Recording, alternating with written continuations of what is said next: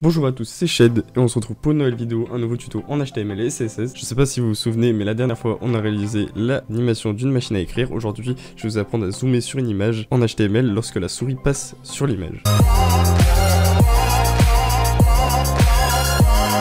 On se retrouve sur Visual Studio Code, on va passer à la partie code. Donc pour ce faire, il va nous falloir du coup une classe et une image à l'intérieur de cette classe. Donc div, ça vous le décidez. Et à l'intérieur de cette classe, on va venir importer une image, donc img source égale, donc moi j'ai préparé une image, donc photo.jpg, hop, alt, on va mettre animation, photo, donc ça c'est les bonnes pratiques on va dire du langage HTML entre guillemets, donc là normalement tout est bon, la photo celle-là, il la trouve bien, donc voilà, petite dédicace à Tuk.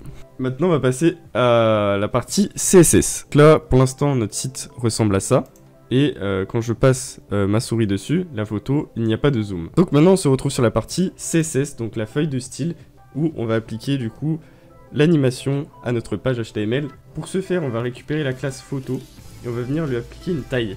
Donc c'est à dire que notre image, ce que je compte faire, c'est la centrer et qu'elle soit beaucoup plus petite pour que ça soit plus stylé pour l'animation. Donc pour ce faire, on récupère notre classe photo, on va venir lui appliquer une taille, on va dire un carré de 20 rm par 20 rm, comme ceci, et avec un overflow en hidden, voilà. Puis après on va récupérer notre balise image qui est à l'intérieur de notre classe photo. Donc pour ce faire, point photo img, voilà, rien de plus compliqué.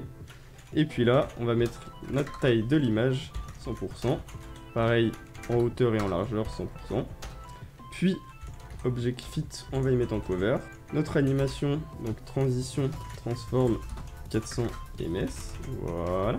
Et là, qu'est-ce qu'on va faire? On va venir récupérer notre balise photo. Ma souris va passer dessus, on va réaliser le zoom. C'est-à-dire que maintenant, regardez, là, si je passe ma souris, il ne se passe rien. Mais on a bien vu que la photo était réduite en 20 par 20. Donc ça a été fait avec succès. Maintenant, si je fais point photo over img, et que je applique, du coup, notre petite transform, et que je lui mets un scale de 1.2 par exemple, je réactualise mon site, et si je passe ma souris sur l'image, hop, on voit bien qu'il y a un petit zoom s'effectue. Si le tuto t'a plu, n'hésite pas à liker et à t'abonner. Sur ce, c'était Shed, à plus pour de prochaines vidéos.